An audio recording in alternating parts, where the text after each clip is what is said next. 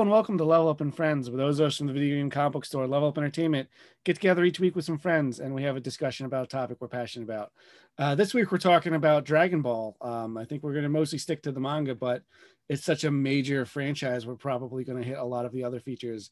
As usual, I'm your host, Scott, and joining me this week, I've got Kendall. Hello there. Yes, I'm sure listeners are very familiar with the two of our voices now. So Kendall, we've known each other like 20 years now. I can't remember a time where you weren't into Dragon Ball. How old were you when you started getting into it? I think I was in sixth grade when I first discovered Dragon Ball. Mm-hmm. So yeah, when was that? 1990. Somewhere in the mid mid 90s. Do you think was it before the Funimation dub? Do you remember that much? It was whatever. It was not the dub that was on Cartoon Network. Yeah, that's the Funimation one. There's been a lot of English dubs just in general over the years. Yeah, it had the Rock of the Dragon theme song. Mm-hmm. I remember as a kid, Speed Racer, Sailor Moon, and Dragon Ball were my first experiences with anime, and I found them all very off-putting for different reasons. But I think I just wasn't used to like the style and like the really low frame rates. Oh no, Voltron was probably the first one I saw, but I didn't like any of them when I was a kid. But I knew people that were like really into Dragon Ball Z as it was coming on, probably about that same time. I think I remember I caught a couple episodes of it. I'm like, oh yeah, this is that show whoever was talking about on the bus. And I remember it being like the Namekian saga, and I'm like, I don't understand anything that's happening. But I think it wasn't until like high school and when it was on Toonami is when I started watching it like on the regular, because it was on like right after we got home from school. So you could start watching it like after day to day. And then we had mutual friends that were also into it. Like I think I watched it because of Kevin. But yeah, I mean, how long was it until you read the manga? I read the manga for the first time like last year. I don't know what. I think it was definitely after high school that I picked the manga up, and I'd gotten into it because they had put the entire original Dragon Ball anime series on really expensive DVDs, Mm-hmm. and the pre Z stuff was really just like hard for me to come by. So yeah, it was like a cheap way to experience like that part of the story, and I ended up loving the manga way more than the anime. Yeah, like I like to tell people the anime is always going to have a special place in my heart, but it's really stupid. I also greatly prefer the manga. I think part of the trouble when you're adapting a work as it's happening, and this isn't exclusively a Japanese like anime thing, this is also a very good example of like Game of Thrones. As you're adapting an ongoing work and it's not done, you end up having like all kinds of pacing issues as you and like filler and stuff as you catch up to what you're adapting. And I don't know, like Dragon Ball, everyone like makes fun of like how a 5-minute fight will take like 20 episodes. You know, yeah, that was like a necessity of yeah. And like how everyone like just charges for like, you know, a whole episode before like a fight happens.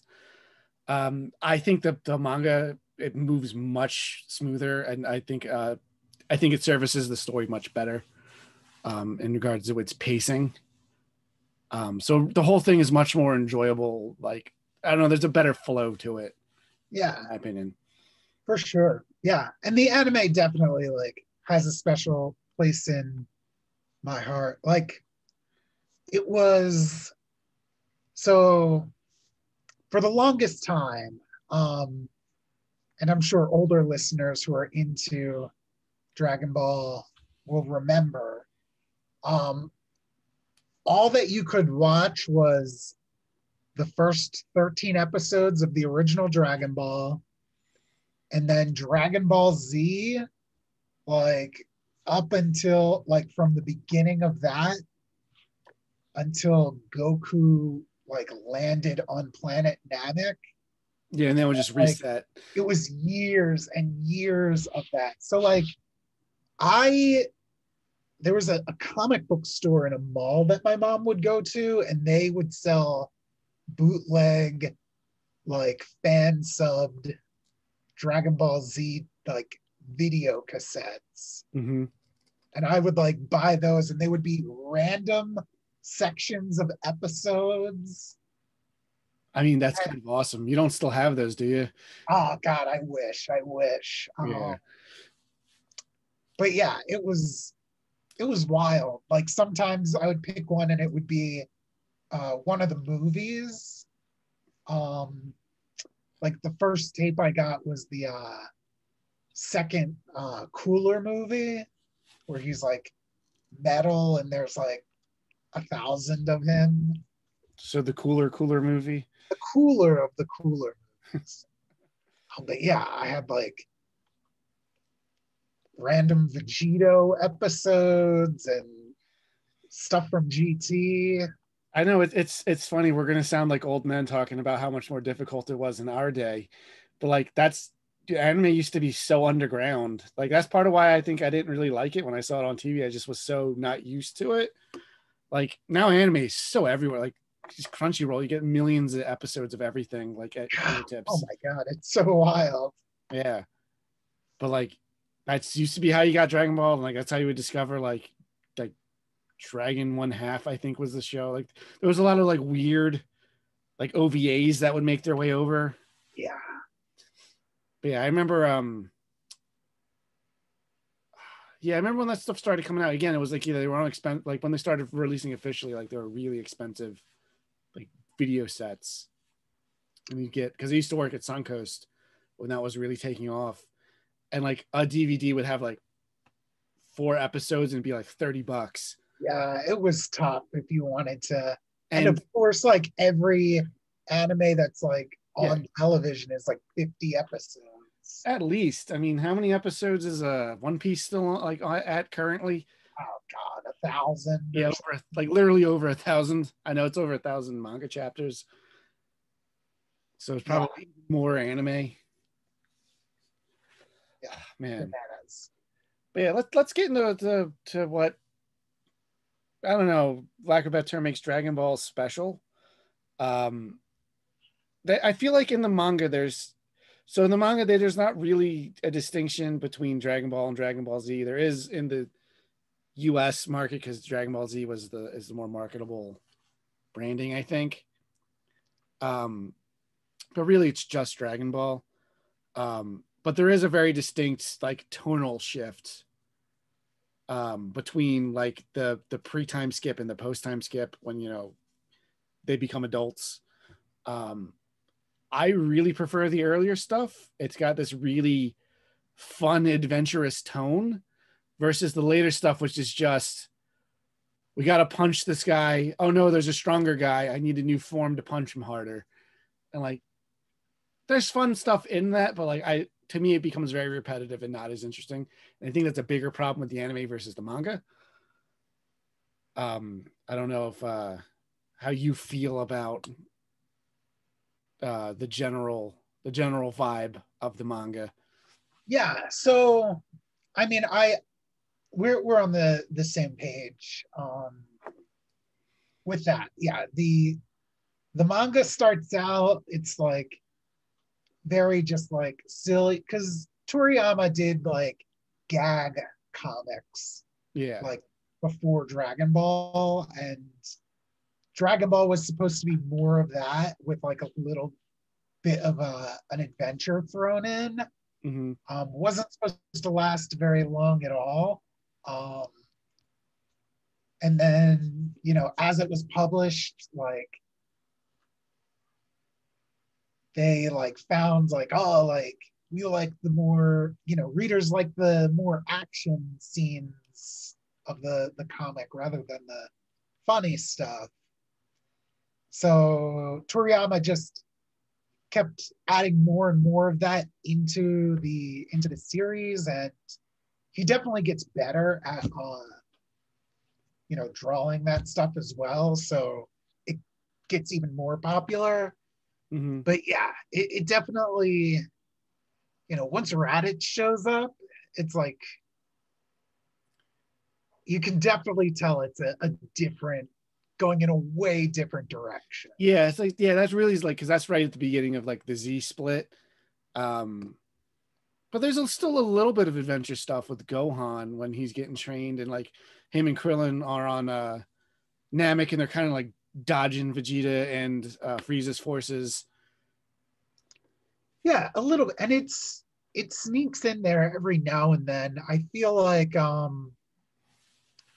the Android and Cell stuff is like most detached from like that, I mean, because like it's another one where like I'm gonna have a tournament, so it's just fighting. yeah, without the you get a good old Mr. Satin, but other than that, there's no fun really. It's all just like, oh, we're scared of Cell. Yeah, I know you're not a fan of Cell. I used to like the Cell stuff a lot more. I've since cooled on it upon like reading the manga. Um, but I know you and I know generally we have a lot of similar feelings about Dragon Ball. However, where we differ greatly is you're a big fan of Majin Buu and I am not. Love Boo. Yeah, so my problem with it is the Buu stuff goes on for so long, and it's endemic of a lot of the problems I find with the series in general. By that point, where it's like, how many forms does Buu go through? Like five. Oh, so many. And it's just like he literally fights everyone at some point. Like everyone gets like a new super form, and like it seems like they're going to win, and then they don't, and just it keeps going on and on and on. But so you explaining why you like it so much did make me appreciate it a little bit more. I don't know if you want to say it in your own words for the folks at home. Oh, I mean, maybe you should, because I don't remember exactly what I said. Where it's more of a like a send off, since it's more of a send off for the series.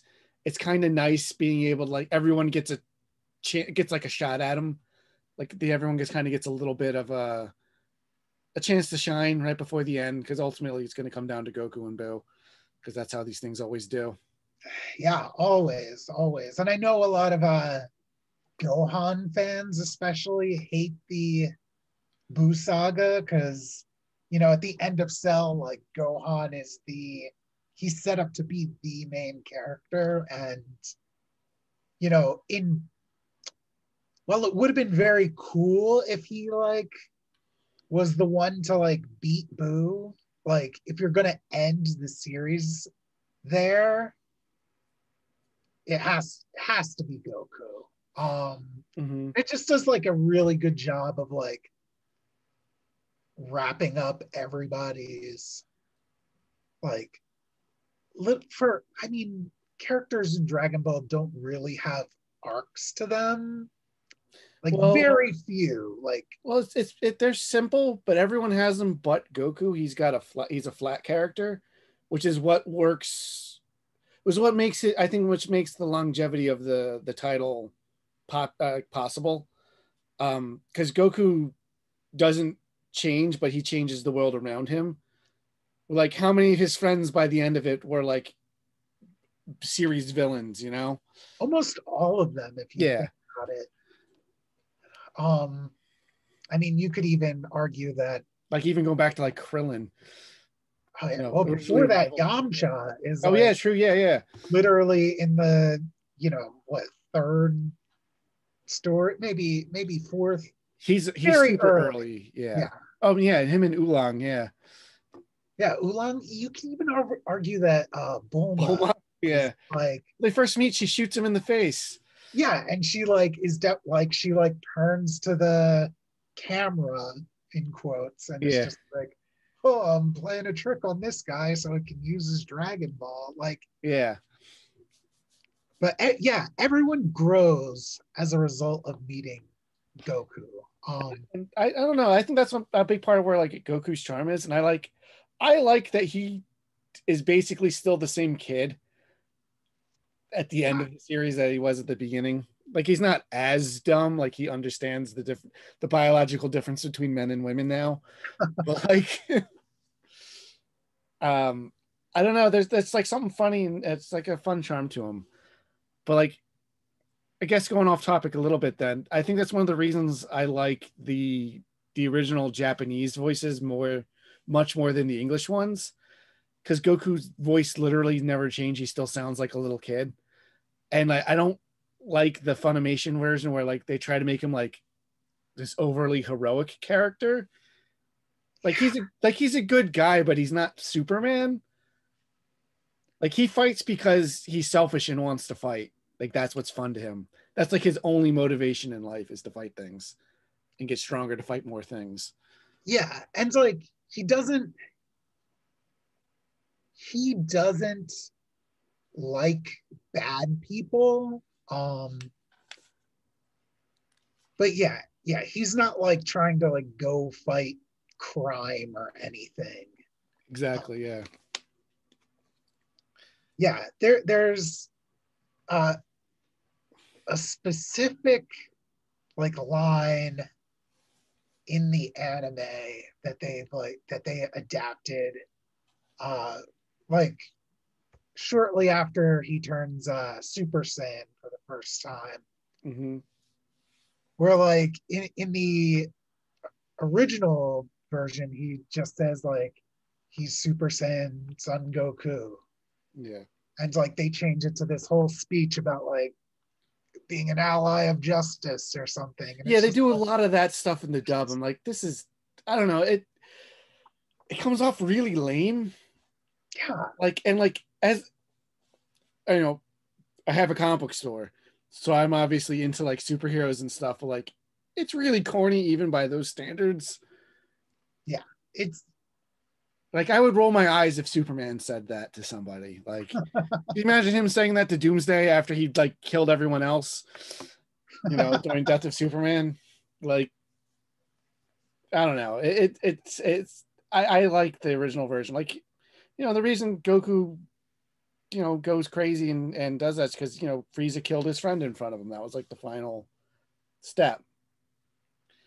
But like, I think a part of the problem with the longevity of the series as well, though, is like Goku's strength and stuff keeps going. Like by the time that before like Gohan's even born, he's been trained by God to fight the devil, and it's like, how do they have to keep inventing like another level of like deity beyond that for him to keep getting trained by?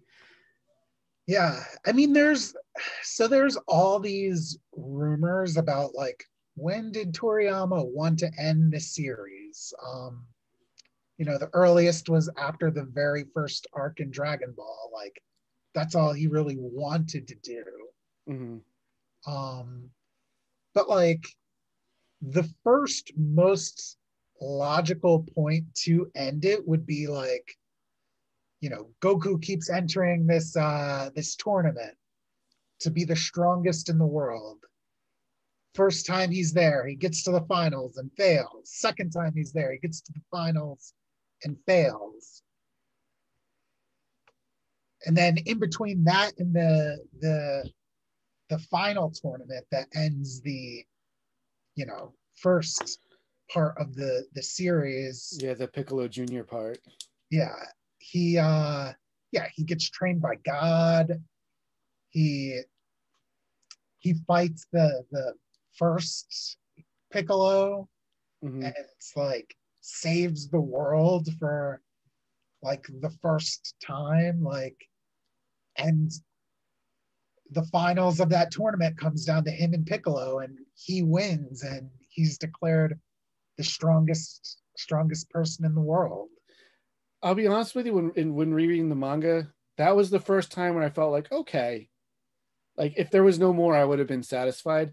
But you're right, they could have ended it after the first Pilaf thing, after the first wish, because that whole first story is just the Toriyama gag version of Journey to the West, Yeah, and yeah, that's what it that's was really intended to be. yeah. But yeah, And I that was think if it would have ended there, we would have never heard of Dragon Ball, especially back in 1996 or yeah. whenever. To be fair, I think a stronger ending would have been the end of the Frieza saga. After he goes legendary, after he goes like because they hype up the Super Saiyan thing for so long, and since nobody really knows what it is, Vegeta keeps claiming that he is, and like you kind of have no reason to doubt him. But that's like the first time like Goku like really like he kind of saves the universe in a way. Yeah, like Um, he the stakes keep going up from there. Like it's yeah, like and like he at the end of it, like it seems like he sacrificed himself. He Vegeta's not redeemed yet, but he's like on that path. Like you know, Piccolo was like the Demon King Piccolo like is now finally he's sort of been redeemed through Goku's son. Like the next generation's like ready to start taking over. I don't know, just it feels like a definitive moment. Plus, like you get to get Frieza, and Frieza's my favorite Dragon Ball character. Um, he's up there for me. I love him because he's kind of the inverse of Goku, where Goku's like a positive flat character, Vegeta isn't as a negative one. Like he will also never change, but instead of being a good guy, he's You mean evil. Frieza? Yeah, Frieza, sorry. Um, when I was younger, Piccolo was my favorite because I thought he was neat. But I think I would have liked Piccolo's a him. great character. I think I would just like him a lot more if he was able to kind of stick around, or they were able to sort of still keep him as like a demon king somehow. I do love his relationship with Gohan. I love that it keeps being a thing. I kind of wish he might still hate Goku or something. Maybe still have his own plans for his own demon realm because instead of taking over the earth. But I don't know. I think that would have been more interesting rather than just being like Goku's nanny. You know. I hear you, but I mean, I'd I say also I also I don't mind Goku being revealed that like he's a space alien. I kind of wish that Piccolo wasn't, like he was still just a demon. so. And this is skipping way ahead, and you know how canonical it really is. Mhm. I it's just extra stuff, but the latest chapter of the super manga reveals like that all Namekians came from another plane. Okay. So they might be working some of that Oh, that's pretty cool. Maybe I'll check it out. fantasy stuff. We'll save it for a little bit later, but like I think Yeah, Super's a mixed bag at best. at best, yeah, for Yeah. sure.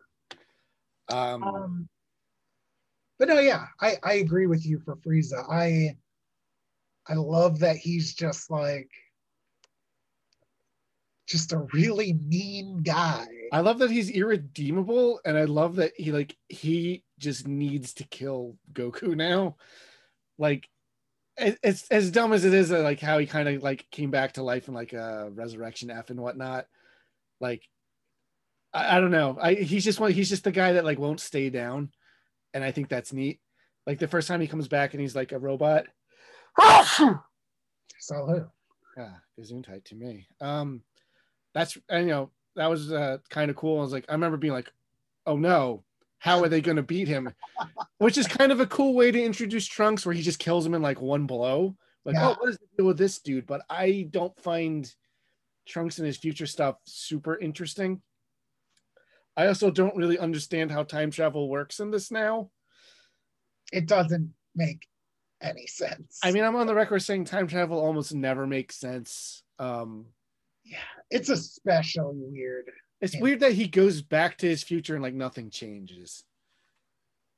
And like now it's just, I guess it's, I guess it's not Back to the Future 2 logic. Yeah, I don't know what's on. I guess it's Avengers Endgame logic. what's like I guess like a branching universe Yeah, maybe it's more less traveling through time, but like more he jumped to like an timeline. alternate timeline. I don't Yeah, know. I don't know. Yeah, It doesn't matter. yeah. He's more of a plot device than anything else. Although I do like the idea that like Goku died because he had a heart disease. Like that's Yeah, not something he can like, because you can't really yeah, beat him by like, Kamehameha heart disease. yeah, you can't really beat him by punching him anymore. Like, you know, Yeah, I mean that ultimately was just like solved, I guess. But yeah. But I don't know. Yeah, I mean, there's cool stuff from Trunks' future. I like that. Gohan was trained him. I don't know.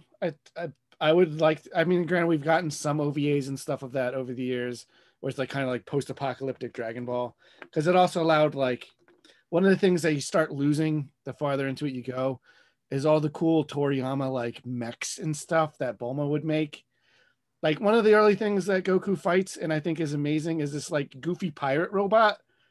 And it's like one of my favorite designs ever. And I'm so glad that he uses it in the Dragon Quest series of games. There's like similar robots to that. Um, but yeah, I guess maybe we should talk a little bit about Akira Toriyama a little. Very distinctive style. Like even amongst like his peers, like it always stood out. yeah, definitely. Um, yeah, and he can do like you can tell like especially if anyone's read Dr. Slump, you can like you can tell like what he's getting into by like what the story is about. Like if he's really into like cars and motorcycles at the moment, there's going to be a Grand Prix for no reason on Penguin Island, just so he Yeah. can like draw those things, and he draws them really well. Yeah, and they're really distinctive and interesting. Like I can't describe them other than like it looks like Akira Toriyama. Like maybe there's like a bit of like a circular like ovoid shape that he generally tries to use a lot, but like I don't know. It's really cool that he got involved with the Dragon Quest series and like it's still like it's defined by his style to this day. Yeah, definitely. Because I'll say this, I think the slime might be the most quintessential Akira Toriyama thing I've ever seen. Yeah, I mean, it's very, It's so simple, yeah, but which is what he likes. and if you're gonna draw like 5 million mangas that make keep it simple. But yeah, like again, talking about things he likes is like Gamera is in early Dragon Ball. Oh yeah, Yeah, yeah, and in Doctor Slump, like all in the background, you see Godzilla, like Ultra Seven, Ultraman, all those characters appear. They're stormtroopers in the background. yeah, that's cool. Like, God, it's good work if you can get it. Just do whatever you like. Yeah, yeah, for sure. Doctor Slump predates Dragon Ball, right? Yes, yeah, Because I know Goku does like meet Errol at some point for a yeah. minute. Yeah, yeah, they meet, hang out. It's great. It's a lot of fun. Um, I can only imagine being a very big Dr. Slump fan and then like reading Dragon Ball every week and like getting to that crossover, Mm-hmm.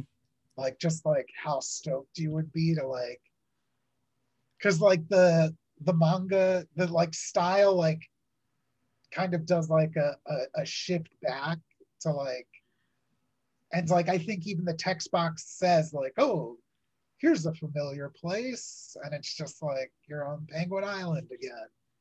Yeah, and I'll say that like for a lot of the series, I say up until Raditz shows up, a lot of the humor is still there. Like, the Demon King Piccolo was like sealed. They tried sealing him in a rice cooker. Stuff like goofy things like that. Yeah, I know. I think he was sealed in a rice Was he? cooker. As I know, they tried putting him back in one. I was pretty sure he was in one, like from ancient times. It's just a Yeah, modern electric rice cooker. yeah, yeah. Um, His master trapped him in a rice cooker. but I would say that's probably the first time that it was a villain really had stakes because before they even knew he was a thing, they killed Krillin, and I was Yeah, like, that's the first time like somebody like dies in that series. That's not like a bad guy. yeah, You Because I think see, some of the Red Ribbon guys get killed at some point, right? yeah. I Yeah. think all of them get Yeah. Goku just kills. Yeah, I think they all get blowed up. Yeah. Um, but yeah, I guess with that, like let's run down the villains real quick because I think they're an interesting bunch. So the first one's like Pilaf and his two henchmen, Mai and what's the dog guy? Shu, right? Yeah, Shu. Yeah, yeah. So what do you think of them? Like, They're goofballs. I'm always happy to see them. yeah, Um, I'm glad they didn't. I love them too, but like they're kind of the prototypical Team Rocket. I'm glad that they didn't stick around all the time. yeah, It I is like nice. when they Yeah, show up in addition to like a main villain. yeah. Like, They're a fun part of the world, just like knowing they're running around. yeah, You know. because they're not. You can't take like as soon as Roshi blows up the moon, it's like okay, you'll never have to worry about those guys. Exactly. They weren't even really threatening when they were like the main antagonist for for their first main antagonist rather. Yeah, they're just yeah. So after that, then it's Red Ribbon Army, which I think was pretty cool, and I'm glad that idea of them floating around stuck around. Which was there's multiple characters in that. They're all named after different colors. I like when you finally get to reveal that like the wish they want to make is their leader wants to be taller. yeah, and then his like second in command is like, really? What? Yeah, it just kills him. they waste all these countless resources on this. Like they're essentially the Empire. Like they just have so many robots and like stormtroopers and stuff. And then after that, what would it be like? It would be like Crane Hermit and Yeah, I was gonna say like and Tenshinhan. Yeah, Tenshinhan and them because the Tao Pai Pai he's part of that too, right? Tao Pai Pai was hired by the Red Ribbon Army, I think. But doesn't he come back then later? He does come back later, but okay, not during. Like it's revealed when Goku and Tenshinhan are fighting that like Tenshinhan's idol was Tao Pai Pai. Okay, that's why I'm conflating the two of them together. And Tao Pai Pai is the Crane Hermit's brother. Yeah, that's what it is. All right. My brain doesn't remember all the details correctly, but I haven't read the whole thing like 50 times. Yeah, I like Tenshinhan and Chaozu as bad guys. Chaozu's so creepy and weird. He is. You can only beat him with math. Yeah, it's weird that he made him like in love with Tenshinhan in the dub. Like the English dub. Oh, I feel like it translates pretty weird, huh? I feel like they're like lovers, like in the Funimation dub. But like he's such a like weird little creepy like mystic kid. But I don't know, like there was like a fun. I don't know. I thought they were fun antagonists for when they showed up. It's also the first time they get to see somebody fly, and it's like a big deal. Yeah, that's like a game changer. Yeah, and then after that, that's all anyone does. Oh, not right after that. Well, not after that, but once that genie's out of the bottle. Yeah. See, then after that, then I guess it was Piccolo Damio. Yeah, like right at the end of that tournament. Yeah, that's the tournament where Krillin gets killed at the end. Yeah. Off camera, by the way. And it's very like effective and yeah. I was like, oh, I knew it was coming, but I was like, oh man, this stinks. Is like, they're all kind of like, they're all like happy and stuff. Like they're about to go out and eat and celebrate, and they're the first time they feel like they've got something to celebrate in a while. He's like, Krillin's just like, oh, let me just go get my hat or whatever. And then they go like, what's taking him so long? He's just dead. Because I should point out that they're systematically trying to kill like all the strongest people in the world. So they're targeting everybody that was participated in that tournament.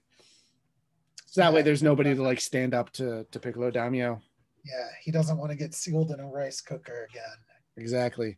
Well, because Oh, he's looking for Roshi because Roshi knows how to do that, I yeah. think. But right before, like, I wouldn't say they're really villains. But I just really like there's a little storyline in between Red Ribbon and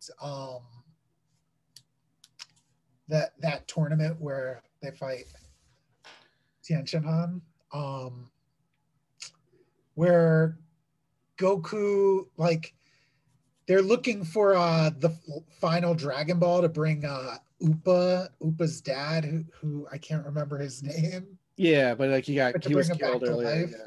And they're like, oh, we got to go ask this witch. Oh yeah, Baba Yaga.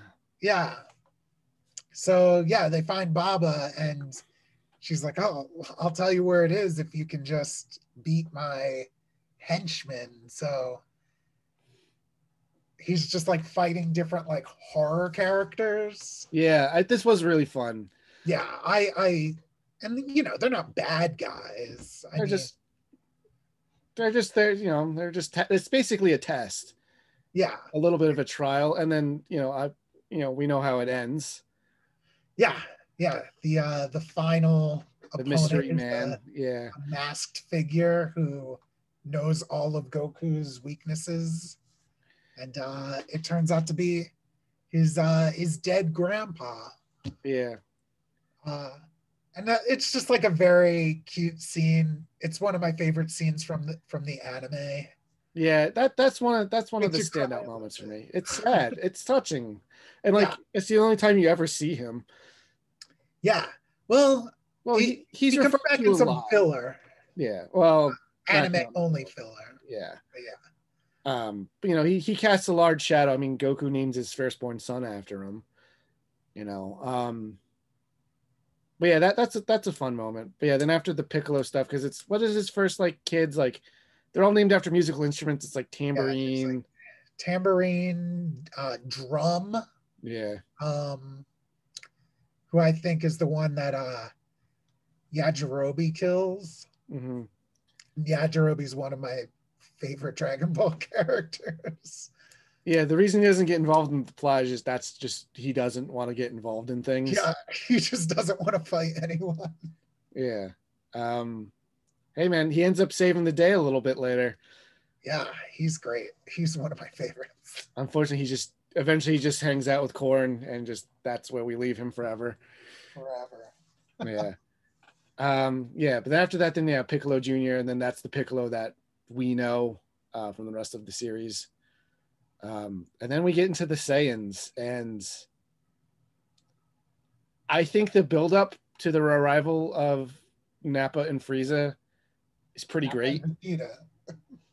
Oh, Frieza! Oh my God, they're working for Frieza at the time, and Vegeta. Oh my gosh, I'm so sorry. Everyone's gonna get me in the comments, and that'll just make our algorithm work better. So go for it.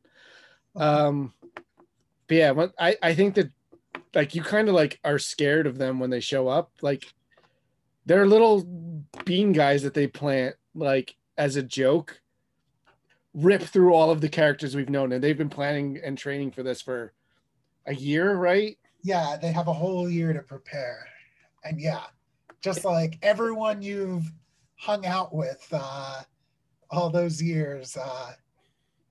Yeah, it feels like the first like big event because like every character Goku's like befriended and fought, over the years, like including like Piccolo Jr., who's still like not redeemed yet. But like, of course, Goku dies in the beginning, so they also have to sort of stall for time for him to come back to the world of the living to because they have to wait a year for the Dragon Balls to recharge, right? To wish him back. No, they get the Dragon Balls and he asks for them to wait. He's like, hey, they'll be here in a year. Just wish me back right before that. Yeah, because he gets to go train with Kaio-sama. The Lord of Lords, who's Yeah, who's still got like a million more gods above him.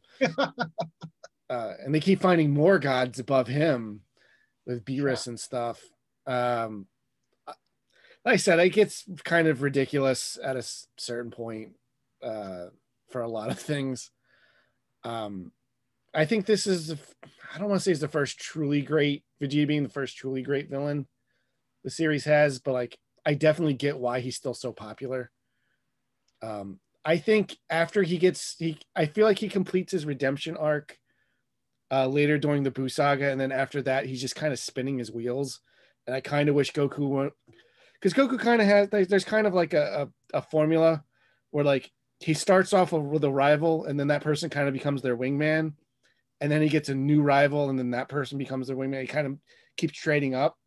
But I feel like once Vegeta sort of became that, like he never stopped. Yeah, and I think Toriyama doesn't even like Vegeta that much. He's just like so popular that his editors like won't let him like Yeah. get rid of him. Yeah, I think he keeps trying to be like, Vegeta's got a family now. Like, go away. You know, they aged up Goku's kids. Like Goku does not, not that he's a responsible guy anyway. But Yeah, but yeah, man, when those Saiyans show up, like Raditz is whatever. It's like, but that's just one, and it took their two strongest fighters to barely beat him, and it cost one of them their life. yeah, There's two even bigger guys coming. yeah, and they're like, so much stronger. I remember that's like where I kind of started watching was like everyone's preparing for this for this big fight with these things called Saiyans. It's like, what the heck is this? Like, but like, yeah, they show up, they land, they start decimating everyone and everything. Because that's their whole thing is they just kill everyone on the planets to sell. Like this is just a day job for them. Yeah. Like they don't even care. Like that's kind of like the ultimate end late stage capitalism like horse like idea, where it's just like you don't matter because there's some other like although who's buying planets like that? I don't know. Who knows? It's how I guess that's how Frieza funds his army. Yeah. But and then like Vegeta like just killing Nappa like without breaking a sweat like in an instant. Yeah. Like because even though Nappa like beat everybody else, he couldn't like, beat Goku. Goku shows up and just like whoops him like no sweat. Yeah. And he's like, you can't beat this, like, because Vegeta is Prince of the Saiyans and Goku's supposed to be like just some stupid peasant. Yeah, low class warrior. Yeah, and that's where we get the infamous meme. Yeah. Oh, the over 9,000 part. Yeah, with his power. I was thinking the Vegeta, you dirty rat. I quote that way more. Oh, well, yeah, that's one of my favorite parts from the dub. Yeah. I think in the Japanese he calls him like a bastard or something. Yeah. Because they try to make, because it's a cartoon, so it has to be for kids. I think that's why they go like the ultra heroic route. That's why they call them like Z fighters and stuff in the Z fighters, like, warriors of justice. Yeah, sending people to other dimensions. Yeah, the home for eternal losers. Yeah, they had to very badly edit these words that say hell. DHIFL. Yeah. So after that, we get all sorts of bad guys in the Frieza saga. Yeah, I love the Ginyu Force. I'm glad that they don't overstay their welcome. Yeah, definitely not. They're entertaining. And yeah, it's just like a thing. Like Toriyama, it's just like, oh, my son is watching these Sentai shows. So I'll just throw them into my manga. Yeah, just make fun of it. Whereas this team and they pose and do all this goofy stuff. Yeah. But like, I like that they each have their own individual like superpower, basically. Like Guido can stop time, one's super fast. So like it gives them a little bit more of a distinctive personality. Obviously, Captain Ginyu can switch bodies. How many bodies do you think he's had before we meet him? I don't know. I guarantee that's not his original one. Who knows? I'm sure the few sentences we just exchanged on the subject are more than Toriyama's thought of it Oh, in I'm his sure. entire life. I mean that's I also like that the world's like not so dense and like overwritten. Like it, Yeah, yeah, it it's allows just these like fun little characters to show up, and then yeah, they're like just there to one yeah, they're just there to be a mini boss until like so Goku can get ready to fight Frieza because it's gonna have to come to that. yeah. But yeah, Frieza is great, and one of the first times we get a bad guy who like has multiple forms, you know? Oh, it becomes a huge staple from now on. Yeah. Everyone gets multiple forms after Yeah. this. Yeah, that's also a famous meme. This isn't even my final form, comes from this. Yeah. So what's your favorite Frieza forms? Like, let's just go down the list. I mean, as a as an adult, I Mhm. like his final form and his first form the Those best. those are my two favorite as well. The second But I form's kind of boring because it's just the first form, but big. I don't know if I love or hate his third form, his see when weird I was a xenomorph kid, I thing. loved that like third like xenomorph looking form. Only because it looked like a xenomorph. Yeah, But it's definitely the form that gets like the least screen time. yeah. It's just I think it's because it's so weird and different. Yeah. And I think like Toriyama's just like, I don't know how to draw this. He has Yeah, another one. I think I like his first form best just from a design. I do love his final form, so I'm glad he gets stuck with that. Yeah. Even Uh, though I'm not a big fan of the gold version that he eventually gets in Super, I just think the colors don't look right. The gold and the purple. but you know what? He turns gold because it's the color of the thing he hates the most. I mean, okay. I guess that's why Batman became Batman. He was scared of bats. So There you go. does Frieza Batman? Did we just crack the case? Yes. Um, but yeah, then after that we start getting like we start getting the androids. I like Android 18 and 17. I guess they're not particularly interesting. I don't know what it is about them. Something about them I just like. Um, like I said, I liked Cell a lot more when I was younger. I think I just like the idea of like this person that is a combination of all of the characters, like as a foil to like the team. Um, Definitely helps it make sense that, you know, Goku beats the strongest thing in the universe. How does a scientist just like whip up something stronger than that? You know what I mean? yeah, because I like that he's like part Frieza too. He's not just like the good characters. Yeah. He's like Goku, Piccolo, Vegeta, Frieza. Yeah, and like he's got none of their weaknesses, just all of their strengths. Yeah. But Which is it is cool. I don't like hate Cell. It's yeah, just like really weird. Um it is, and I don't really understand the whole like the other androids are like he's incomplete without them. He just kind of eats them and then turns into a different thing. Like I like the idea of it. Maybe if it was more like a Transformers like combiner thing. well so the reason and I think like it translates to the you can like kind of feel it in the page, which maybe is why I don't like it. But like Cell was never supposed to be a thing. It was 19 and 20 were supposed to be the antagonists. Oh, really? But Because they're dispatched so quickly. yeah, Toriyama's editor is like, this is the next bad guy. Think Yeah. of something else. That So stinks. so he's like, oh, it can't be these two, so I'll just invent these other androids. And then like the editor was like, but these are just a bunch of kids. Yeah. These are the bad guys. And he's like, oh, okay. Let me come up with this Cell character. Oh, I'm just gonna do a guy that's all of the guys. Yeah. So Although I do like, and we mentioned Mr. Saturn earlier. I do like in the intervening years where they're like Goku and those guys aren't doing the Budokai Tenkaichi tournaments, that just some normal like blowhard kind of guy.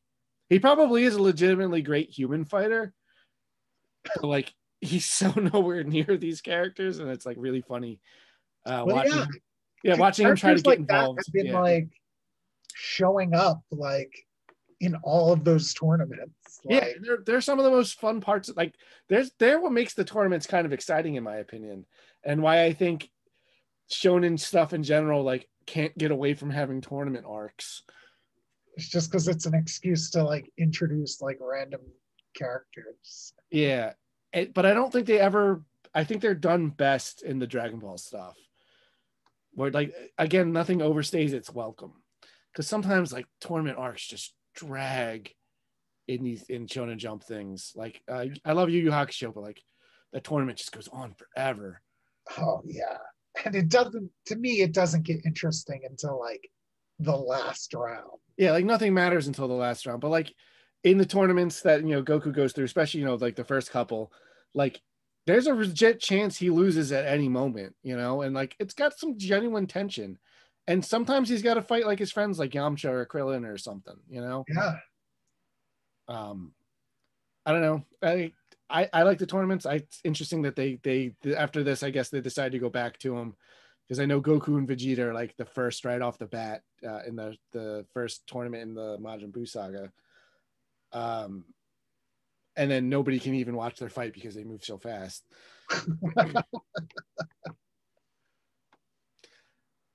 But yeah. Well, So, yeah, and Cell holds a tournament.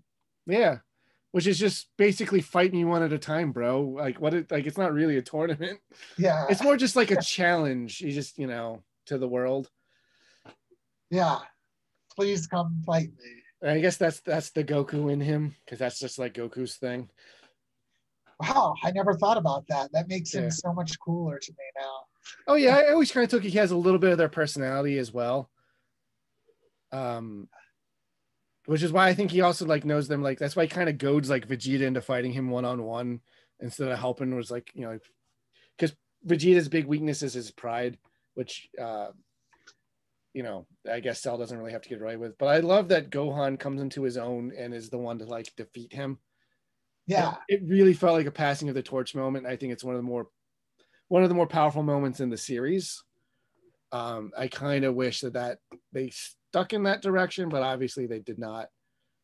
Again, it also feels like an ending, and then it's just like, well, what do I do now? Whereas the editors are like, we need more. It sells too much. Yeah. Keep going. Because like Goku's dead, and it's like, what do you do? Like we can't keep bringing him back. But so they bring him back. Well, he specifically asked to not be brought back. Yeah, I feel like he wrote that in just like, I can't bring him back now. See, yeah, he wants to stay dead. It's the same thing that happened with Sherlock Holmes. Like he was killed because I can't remember his author name, Sir Arthur Conan Doyle. Yeah. Yeah, he's just like, well, he's dead. I'm not writing anymore. But like, there was too much demand, so it's like a really unsatisfying reason he's still alive. Oh wow. Yeah. Not that Goku and Sherlock Holmes are very similar characters, but the situation reminds me of it. Yeah, so yeah, he comes back like he's around. He's like it's like a day pass to come back to Earth for like a day. So he wants to do this new tournament. So all of his friends come and they all want to fight him. But then oh no, space bad guys as usual. Well, before all this, we get a little bit of establishing the new status quo. Mm-hmm. Gohan's a little bit older, going to a public high school, and he becomes a superhero. Yeah, man. The Great Saiyaman. Oh, it's so good. I kind of wish he didn't like throw away secret identity during the tournament. I kind of wish that's kept it being a thing. Yeah, for sure. It would definitely have been fun. I mean, not that there's I don't know, not that there's he gets a lot of screen time from here on out. Yeah. But I don't know. I think that it makes him stick out. He's not just, kid Goku. He's Yeah, it, you know, it makes him a little bit more of a proactive character where Goku, like, things just kind of happen to him. yeah. I think that, I mean, and maybe if it was any longer than it ended up being, it would have gotten real stale. But Yeah, I can see I that. think that like little break is a lot of fun. Yeah, yeah, it's a good break. But yeah, then you know we get the resurrection of Majin Buu, and Yeah, I know you get he's your Majin Vegeta. yeah. And yeah, Vegeta goes back to being a bad guy again just to beat Goku. Again, the whole pride thing. I like when Vegeta sacrifices himself because he realizes it's worth fighting for. It's worth fighting better. It's more valuable to fight for others than just for your own selfish reasons. Like that to me is when his character is done, and where do you go from there? Like, which is why I think it's why I think he's one of my least favorite characters now. It's just like he's so boring Well, now. just yeah, in Dragon Ball Super, it's just like He's the other Saiyan guy. yeah, and it's just like whatever, you know. He's the serious one. But played for laughs a lot. Yeah, For serious, yeah, yeah. When I feel like once they don't know what to do with a character, they just become a joke. Like that's what happened with Piccolo. It's what happened with Yamcha. yeah, definitely what happened with the Amcha. Um, but yeah, I think Vegeta and Piccolo got it the worst because they were like such serious characters for so long, and now they're just like jokes. Yeah, and Vegeta gets like I mean, he still gets to do some cool things because he's like not he's the closest to Goku's level of the other characters. yeah, but but yeah, his arc definitely ends in the Boo saga, um, which is great, a lot of fun. I love Goten and Trunks. I'm not wild about them. There's a lot of things in the Buu saga. I'm not like it just goes on for so long. I'm like I don't really need some new little kids, and then they have to become one little kid, and it's like I don't know. A lot of it I find a lot of it very like all right, move on. But you know, like I said, it's nice that everyone kind of gets a shot at them rather than like Cell. Like nobody could touch Cell except for the same characters. Yeah, Um, like a lot of the characters had nothing to do during the Frieza stuff. I mean, to be fair, I think almost all of them were dead. true. Yeah, Yeah. they were all training. Um, but yeah, I don't know. So that's Z in a nutshell. I think another thing we didn't touch on and is in the early and later split is it's very like mystical and spiritual versus very like sci-fi. Yeah, yeah, it's a big leap. Yeah. Because yeah, once you know, after the tournament where he beats Piccolo Jr., it's like aliens from space, then go to space, then there's cyborgs and time travel. Yeah, and to be fair, there was always like sci-fi elements with like capsules and like you know like Yeah, there's been robots and stuff, but like the training stuff, like all the key things was treated kind of like the Force used to be, where it's like very mystical, but like anyone can learn to harness it. You know, like that's kind of fun. Like, but then you know, like Goku keeps meeting all of these like spiritual characters. Like that's kind of the journey he's on. You know, the journey as he's going west. I guess it's because of that because that's like a Buddhist text. And probably a lot of it stems from yeah, it definitely has its origins because in it's like about like enlightenment. And I feel like towards the end of it, like Goku's as close to that as you're gonna get. Like he's been training with God and like he's gone on all kinds of like, you know, he just beat like the Demon King, you know. I don't know. I kind of miss a lot of those elements. I guess that's why I wish they kept that stuff at least a little bit through Piccolo. I mean, God, yeah, just thinking that's when the whole flight thing gets introduced, isn't that or reintroduced? Like Goku keeps it a secret the whole time that he can fly. Yeah. Oh You know, God. yeah, there's so much cool stuff in it. It really felt like Yeah, the end of the Piccolo Jr. stuff really feels like the end of it, in the end, and in a lot of ways it is. But it kept going, and there's still stuff. There's lots of stuff to like after that too. Like it's not like Yeah, it's not like it immediately got bad. Well, speaking of immediately getting bad, we'll take a quick commercial break, and then we'll talk about some of the follow-ups I think Dragon Ball has had. So we'll be right back.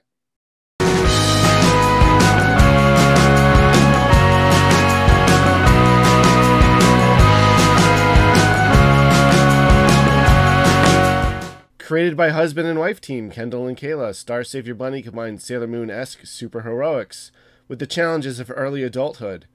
Read for free at tapis.io and check out their Instagram at Star Savior Bunny for new updates and projects. Thank you for listening to our podcast, but have you checked out our store yet? We sell all kinds of nerdy products from comics and graphic novels to retro video games, model kits, toys, and statues, and more. Visit us at levelupentertainment.com, and as a special exploratory promotion, the first 20 people to use the code FRIENDSCAST at checkout will receive 10% off their first purchase. If this is successful, we will do more podcast exclusive promotions in the future. That's levelupentertainment.com and code FRIENDSCAST. FRIENDSCAST. Hi guys, my name is Ari Monroe, and I am the creator of the comic book Tornado Alley. You can check this out online through my website. I have two websites. It's drawlikecrazy.net and AryMonroeArt.com. AryMonroeArt.com features my comic. You can read it online. And if you check out my web store also through my website, you can also purchase it as a digital download, or you can order it directly from me by simply sending me an email or contacting me to find out more information. I've also been featured in another really cool book, this one called Black Comics, and this one called Black Comics Returns. I actually have a ton of copies of this book, which features comic illustrators from all over the United States of African American descent. And you can purchase them from me by just sending me an email or going to my website and contacting me through my website. So yeah, you should check out my work. I love drawing comics. I love watching cartoons. And if you just want to follow me and see what I'm doing with me and my crazy kitty cat socks, just come on over to Instagram or on Facebook under the name Ari Monroe and or Draw Like Crazy. And if you're interested in commissions or you want to get your picture drawn and I can make you into a superhero, or I can even draw you just hanging out with your loved ones in a caricature style, and I'm always available for those things. So just drop me a note on Facebook, drop me a note on Instagram, or pop on into my contact list over on AryMonroeArt.com or drawlikecrazy.net to find out more information. Thanks for hanging out with me. Bye.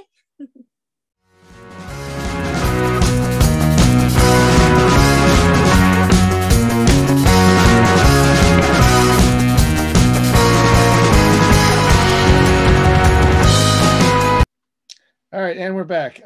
Kendell, I know you have some, I don't know if I want to call it an unpopular opinion, but I know a lot of people really hate the first follow-up to Dragon Ball Z that they did, Dragon Ball GT.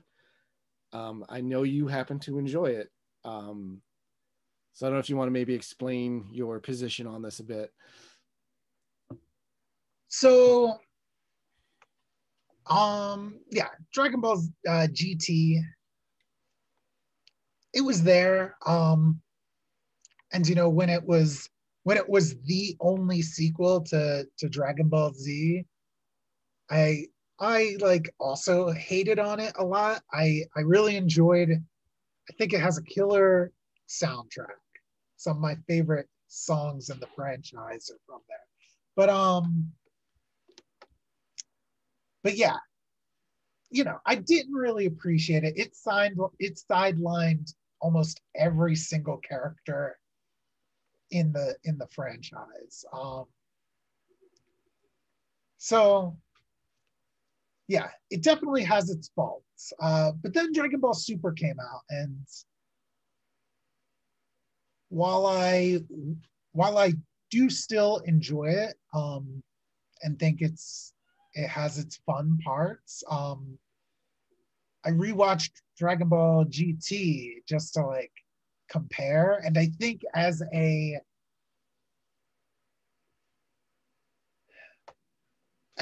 love letter and like send off to those characters, GT works a lot better. And maybe Super will surprise us. It's not over, but GT takes chances. It does a big time skip. I think it's like 8 or 10 years. Mm-hmm. Um, Because I think we see Pan as just a baby at the end of Z, and like this, she's like a kid. well, she's like walking and talking at the end of Z. It's been a minute since I've seen it. Yeah, she like participates in that last tournament. Oh yeah, that's right. Like she's kind of the age that I think she might even be a little bit older than Goku was when he started in Dragon Ball in GT. She's at least taller. It's hard to say with Goku because he was so tiny. Yeah, but no, yeah, she's like definitely like supposed to be like a middle schooler or something. Mm-hmm. In GT. So yeah, it's just, I mean, really, it's just like Trunks is there in the beginning, but even towards the end of or halfway through GT, even Trunks gets like sidelined. And it just becomes Goku and Pan. And I get why that's a turnoff. I mean, I wish some of the other characters got shown some love, especially Piccolo. He gets shafted very hard. Mm-hmm. But I mean, it all comes down to like the last storyline where like they try to use the Dragon Balls to like undo the damage that Super Android 17 caused, and when they summon the dragon, like the one they've known their whole lives doesn't appear. It's some like blue dragon smoking a cigar, and he's like, hey, like you just rely on these things to fix all of your problems, and like there's a cost to that. And so I love the idea of that. I don't think it was executed super great, but I do love the idea, like the Dragon Ball, because it is a problem. But like, I don't know, the GT has a lot of things I like. I just don't think it all gels together well, because I also like the idea of Baby, where it's like more of this like a Invasion of the Body Snatchers type thing. Yeah, and like his origins are like kind of cool. Like he was, his origins come from like, oh, like my planet was like destroyed by the Saiyans. I hate you guys. Yeah, and it's yeah, and again, like I kind of wish there was more people that like were trying to assassinate Vegeta for all the horrible things he's done. Just because like now we know he's not a bad guy now. He's been a terrible person for so long to so many people in the universe. Like how many planets like Earth has he wiped out? Yeah, exactly. So like why wouldn't there be a character in this universe where characters can grow so strong, Why wouldn't there be somebody out there like planning and that's more motivation than just I want to fight things, Yeah, and then the fact that he takes over Vegeta's body, like, yeah, like you said, the execution is not great. Like I said, there's a lot of good ideas in it, and they're different. I like that the beginning of it tried to go back to that old school, like the beginning, like adventurous tone. Yeah, like where they're just like planet hopping Dragon Balls, and like they're scattered throughout the galaxy, so they can't just easily fly around the planet in 10 seconds and gather them up. Yeah, I think the core team of Trunks, Goku, and Pan aren't quite as strong character wise. I think I mean, how do you not have Goku? Like, I don't know. I don't know how they would have got around that. I mean, I guess they need to invent like more. Their personalities don't really gel together because like it's just the nature of having Goku there. Like, will always overrun whatever other dynamic you have. Yeah. But I like the idea of like Trunks being more of their tech guy because that was what his mom kind of was for them then. Um, yeah, I don't know. Maybe make it Goten instead of Goku. I don't know. Yeah, me neither. And Yeah, I think that's why it was great that Dragon Ball ended where it did. It's yeah, because, like, what do you do? Like, yeah. At a you, certain point with like these power level, like not to make a power level joke, but like just at a certain point, like there's nothing. Like, what do you like? It becomes too grasping at straws. Like, I can't stand that there's like Super Saiyan levels beyond Super Saiyan. That sounds so stupid. Like, oh, I'm gone. There's a level beyond Super Saiyan 2 where I get a caveman brow and my hair gets really long. Like, it's just like, all right. Like, it becomes so nebulous and hard to define, like, as well.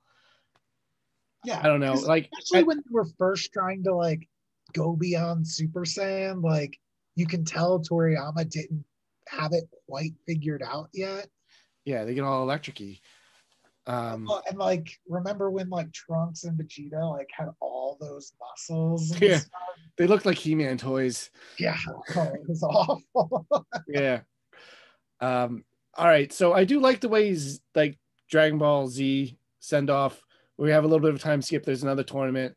Goku had wished for Kid Buu to be resurrected.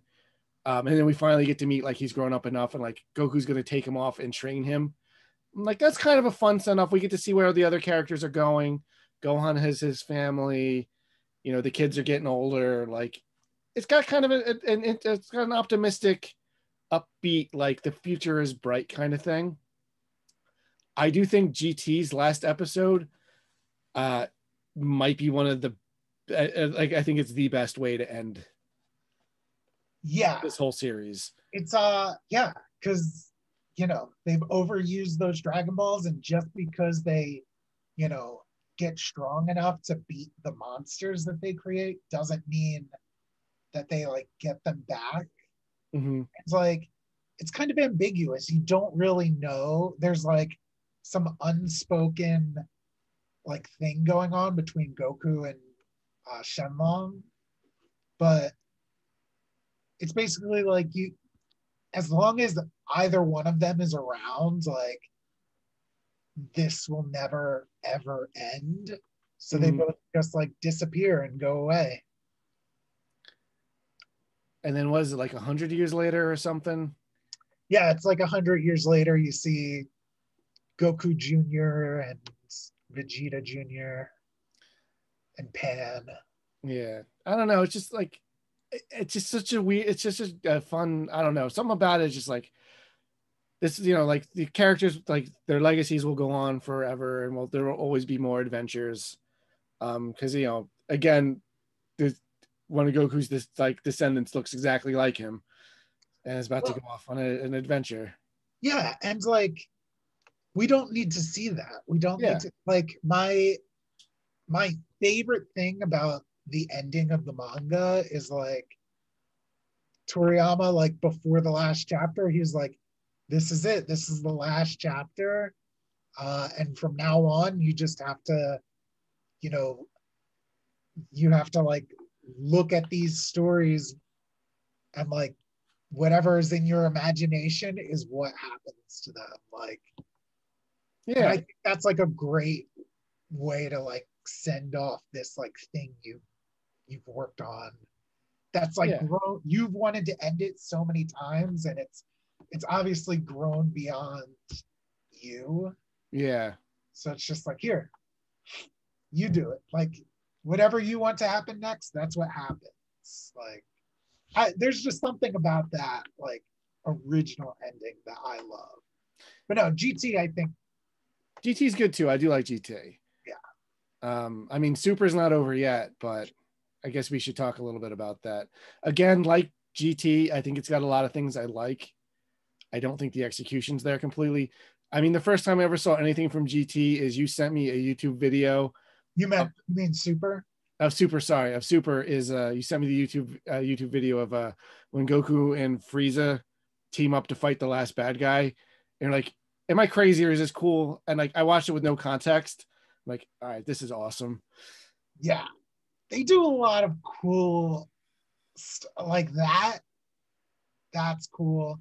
So yeah, Super. I think it does a great job of addressing some of the problems GT had. Where with GT, nobody really was significant except for Goku. Mm-hmm.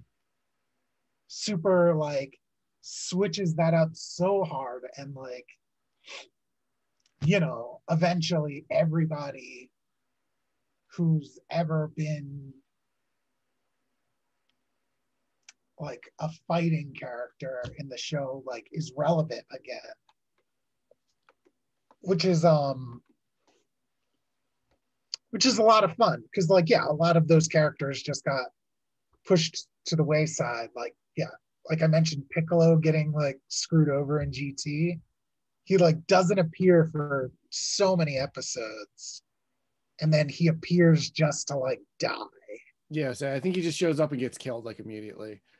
He doesn't even get killed by a bad guy. He's like, the world is exploding, and he's like, I'm gonna stay here and explode with the earth so the Dragon Ball. It's like kind of like a precursor to what happens to Goku at the end of GT, but he's just like, I'll just stay here so the Dragon Balls die. Yeah. Which doesn't really make sense because why can't they unmake him or unmake them? Yeah, and like Dende has Dragon Balls too. Yeah, I know. It's wild. But yeah, so yeah, GT ended in like 1996 and we didn't get like a Dragon Ball thing until there was an OVA called Yo Son Goku and Friends Return. Oh yeah, I remember that. And yeah, it was just a short little fun random episode. But I think that was really like testing the waters, like how excited are people getting about this? And then yeah, they because then the first thing they do then is the movie, right? The Battle of the Gods. Yeah, which takes place after Majin Buu, but before that final tournament in Z, which is where all of Super has been taking place, and which is one of the problems I have with it. I also have a problem because it keeps everyone stagnant. Yeah, and it's just like, yeah, we're introducing new characters. Some are hit or miss, and some fun concepts that I enjoy. But yeah, like there aren't really any stakes because like I know everyone who's alive after all of this. Yeah, the time skip. Whereas it could have just easily taken place right after that. Like, yeah, like but you have so many characters not at their like peak marketability. I know that's why like that's the reason it takes place the way it does.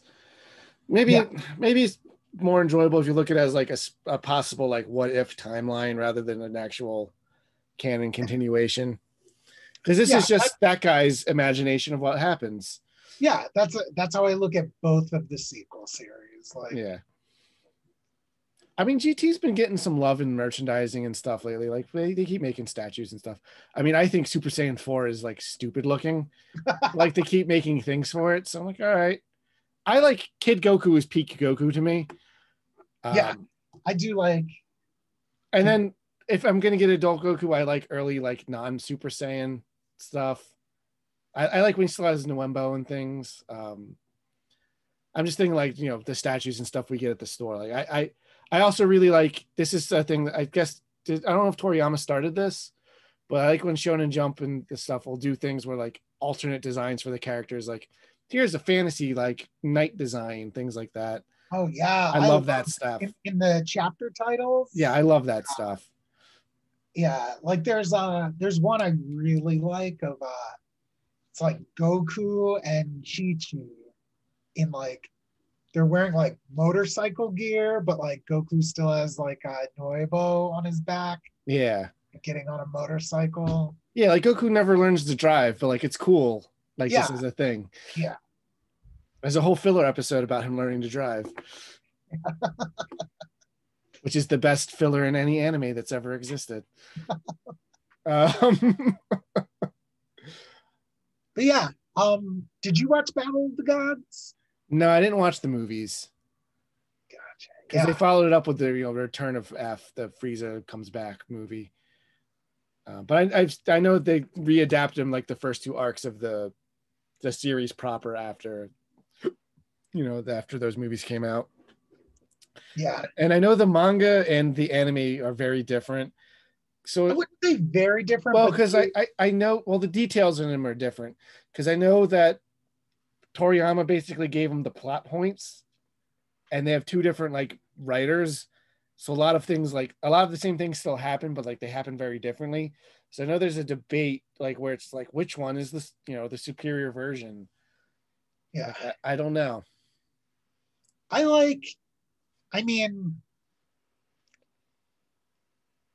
Sometimes the animation is great and sometimes it's terrible. Oh yeah, it sure is. For the most part, I like the manga better. The anime just has to fill up every week it has to fill up a 22-minute runtime. Mm-hmm. And so you just get like drawn out. Like the adaptation for Battle of the Gods, I just remember it was like, oh, in this episode is all about Goku having a job. Remember this scene that was in the movie for 5 minutes? Well, it's a whole episode now. Yeah. It's just like, what? Like, who wants this? Speaking about the Gods, so what do you think about like the new stories? Because like we keep calling it a mixed bag. I like what they're doing with Frieza. I like the multiverse and like there being an inter-multiverse like tournament. I think that's cool, and it allows for it opens up a lot of interesting places they can take the series. I think Goku Black is lame. I think I don't really think I care about Beerus and stuff. I'm trying to think what other like the other big things in it are. But yeah, I don't know. I like the multiverse thing because it forces, if you lose in your tournament, your whole universe is destroyed, which is why Frieza teams up with them, still very reluctantly, but like if he gets the universe gets destroyed, he's also destroyed with it. But I like that they keep playing with that because it's like as a viewer, like he's going to betray them. He just is like that's Frieza, but like he keeps not doing that, and it makes it so much more interesting. Where it's like the scorpion with the frog, you know what I mean? Like he's sitting on the back, like it's just waiting for it. It's his nature. Yeah, it's So I mean that's a lot of like Beerus, Whis and stuff like that stuff's cool. Like they're okay. I don't. It doesn't really feel. It doesn't have like much. It doesn't feel fully developed ever. Like you always like in every arc, it's like, oh, here's a little more information about these guys. And like, I think a lot of my dislike for them comes from like they bring another stupid Super Saiyan form with them. And I'm like, what does that even mean? Being Super Saiyan God, Super Saiyan? What a stupid name. Like, and then I don't like. Yeah, this is the series where it's like 5 million hair colors for Super Saiyan, and like I don't know. I come up with something else. Like, hey, maybe they have to outsmart the bad guy rather than just getting more nebulous amounts of power. No, Scott, you know that doesn't work. I know it. I know. I wish that. I mean, Like, they kind of I was about to tried it. say they play with that with what's his name, Hit, and like how he uses like his like super speed stuff. They kind of have to figure out how to get around it and how he's using it. So it's not just about punching him, but like then ultimately Jiren is just, I'm a big strong guy. You need to hit me more times than I hit you. Like, I don't know. I find a lot of that gets really repetitive. Like that's a big problem. It's a big problem I had with the series by the time we got through Boo, and I'm like, oh my god. Like I remember I stopped watching it as soon as like it finally got to Kid Boo, which I know is not much more. But after that, but I was like, that was like the fourth transformation I've seen of Boo, and they're still like now it's even more powerful. I'm like, I'm done. I can't keep doing this. It's just going to go on forever. Like, I am glad that I eventually went back and finished it, but that's when I officially was like, and I was a teenager. I was like, oh my god, there's so many other things I can be doing with my life. But I don't know. I do think they're particular because I think a lot of the new characters they did add with the multiverse stuff are really interesting, and I'm glad that they are going to kind of still be around. I've never been a big fan of Broly. I know I already brought up the Spectre of Doomsday earlier, but he reminds me a lot of him, where we just need to make a big, like he's more plot device than character, and you're just like, I need a big monster that like will challenge Superman because nothing can challenge him. I do like that they're making him like a character now. Yeah, I was going to ask, did you watch the Broly movie? Yeah, like I think they might do something interesting with him because I remember when they first announced him, like, God, I hate Broly. Like, stop using him. Because if they did two and then sort of a third Broly movie, like originally, and like he just gets real big and yells Kakarot and like has no personality. And it's just like, oh no, he's a legendary Super Saiyan, whatever that means. It just means he's a giant Hulk version of them. I don't know. I find that character really uninteresting, but I'm interested to see where they go. I like that he's going to be sort of teaming up with Frieza, but like I mentioned him because we're Ninja Turtle guys, and I talked to you about him. Like I think it's kind of cool that they set him up to be more like a Leatherhead, where like sometimes he works with them, sometimes he works against them. Yeah, well, I mean, he already worked with Frieza and then beat Frieza's ass. Yeah. But yeah, I do like the direction they're taking him. Yeah. So I think a season 2 or whatever, they call it in Japan. I think if Super could be really interesting. I think it needs to have a more focus. I don't know. There's elements of Goku Black that I like, but then like ultimately it's just another form of Goku. I like every plot, every storyline in Super except for that whole Goku Black and like it's weird. Why is he got like it? I get that Future Trunks is a popular character, but like, why is he got to be from that future too? Like, I don't. Again, it does it because now it brings up a lot of weird questions of like how stuff works. Yeah, and that and especially ends with like Trunks' future gets destroyed, so he goes and lives in a instead of just going and like living with like the seemingly never aging main characters, he just goes to a different alternate future where he already exists. So now there's two of him. Trunkses. Yeah. I don't know. Why? I think with the whole multiverse thing, it would have been really cool if that was an alternate reality version of Goku instead of like, like, hey, if this was what happened, if like Goku didn't get like bonk his head as a kid, like I think that would have made him a more interesting foil for our main character. And then like it would have been really cool if like his universe showed up in the tournament and we got to see like, not that everyone's like evil like the Mirror Universe version, but like, maybe he and Frieza are friends or something. Like I don't know, that might have been neat. Or like Krillin has a beard. Yeah, I mean, that would be hilarious if they did that. But it could have potentially opened up a lot more interesting things. Like, I don't know. Yeah, I mean, I guess they have like, you know, in their world, like an alternate timeline is different from a different universe. I mean, you just make it up as you go. Like, I'm sure they do a lot of that. Yeah. But then the topmost god of future Trunks's universe just like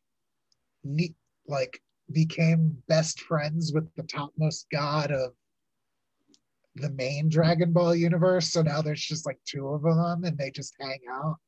Well, Since until we need an even toppier god. Well, we'll see if one exists. I mean, do you think it's going to be Akira Toriyama's little self-insert character?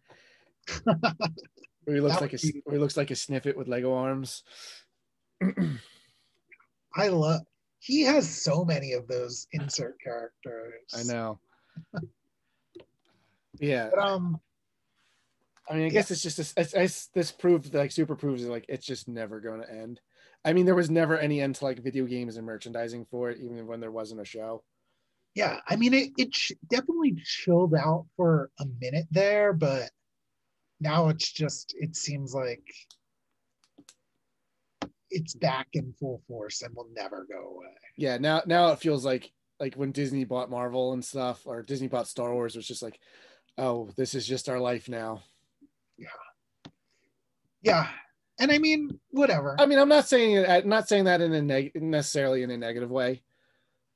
Yeah, like it's fun to see like what they're up to, and like the manga, I feel like is touching on like some interesting like themes at times, like that I think even Toriyama wouldn't have like necessarily thought of. Like there was in the story that just ended, they have to like a space monster is attacking the Namekians' new home. Mm-hmm. And Goku and Vegeta like go to check it out, and like the Namekians are like, whoa, this guy, like, yeah, what is this guy doing here? Because like Vegeta was just slaughtering all of them last time they saw him. And I thought that was really interesting. So like, and it kind of like brought Vegeta back, like, oh shoot, I still haven't like redeemed myself to like everybody. Yeah, and I guess the argument can be made that like you shouldn't, but like that's cool. I mean, it might have been more cool if it was Goku and Piccolo that went, just because like he never really got a chance to be Goku's like wingman character, because as soon as he was like be setting on that path, Goku was killed by him. He was killed on the other end of that. Yeah. Yeah, I don't know. I think they could do some new cool things. I know Akira Toriyama is still involved. I am interested to see like potentially like other people take it in a new direction. I know in Japan, like there's like the original creator still like always gets involved in everything. Like it's a different horse of a different color, but like even though IG Aonuma has been in charge of the Zelda series for so long, when like Miyamoto says something, like it still has to go. The way Miyamoto says. Yeah, for sure. I think that's something different between like how the Japanese handle this stuff versus how Americans do. Like when Stan Lee was done with the X-Men, it's just like whatever. Like, you know what I mean? but let Chris Claremont like invent all of these new really popular characters, He turned the whole thing around and made from Z-list, never to be published again, to like now look at the X-Men. I mean, granted, the X-Men's not as gigantic now as it was, the 90s, but like, it's still relevant. Like Wolverine, like, it's enough said. Yeah. Yeah, I think I mean, who knows? Like, I mean, and on the other side, say the other side of the coin, that you let other people do it, like we get Dragon Ball Evolution. True.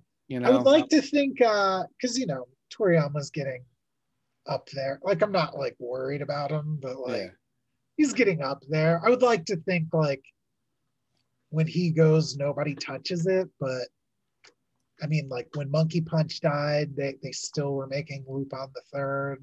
Yeah, I think there's still a new Lupin thing coming out, isn't there? Yeah, yeah. Or did it already come out?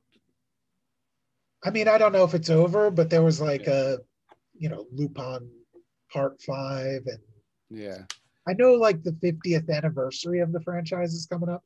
But I mean, regardless, my point is that there's Yeah. still like, Well, I like you said, I think you touched on it earlier. Like it's grown beyond Akira Toriyama. Like it is like the most influential manga in like history. I mean, arguable most influential comic. yeah, you think so? It's arguable. I can see an argument for it. I might say like Action Comics was more, but that might just be our perspective. Definitely in Japan, like every shonen thing after this, like just apes Dragon Ball in some way. Yeah, so I see it in that way. I think as far as manga in general, over here it's definitely the most influential. Like I think Yeah. if you say anime or manga to most people, they will say Dragon Ball Z. Everyone knows Dragon Ball Z here. I know like in Japan, like you have Tezuka and like Astro Boy and like there's other things too. Yeah, there's other genres. Yeah, a lot of that stuff doesn't come over here. But like it's still huge over there. It's Oh not. yeah, for sure, for sure. It's not like it's an obscure thing that all of a sudden, for some reason, is popular in the West. I think it's probably I'm basing this on nothing, but it probably is the most popular manga property in the whole world, in my opinion. I would say probably, yeah. Yeah, I have absolutely nothing to back that up on other than like it's constant ubiquitous and like it transcends generations. So not everything gets to do that. Yeah, for sure. Um, but yeah, like I know like One Piece and Naruto and like all of these things like they I forget all their creators names, but they all like say like I grew up watching reading Akira Toriyama's Dragon Ball. Like it's such an influence, and you can see it like especially in the shonen genre. Yeah, sometimes I feel like some people take the wrong message from it. I agree. But I think because of it being so big and it's still being so big, I think that'll kind of always be like a place for it in the world. Like I don't think it will ever completely vanish. It might go dormant for a while, but they might let someone else like take a crack at it. Maybe whenever One Piece is finished. I don't think Oda's doing anything ever again. Yeah, I don't know how he's done it for so long. I think he's like just keeps almost like working himself to death. I mean, just the idea of like working with those characters, like that same world for so long, like working He for. can do anything he wants in it, though. No, but I mean, like I get it. Maybe not that world, but like just working, just having the same toy box for so long. Like I don't know. I would want to do something else as a creator by this point. Yeah, I don't know. I approach stories differently. Like I like stories that end. Me too.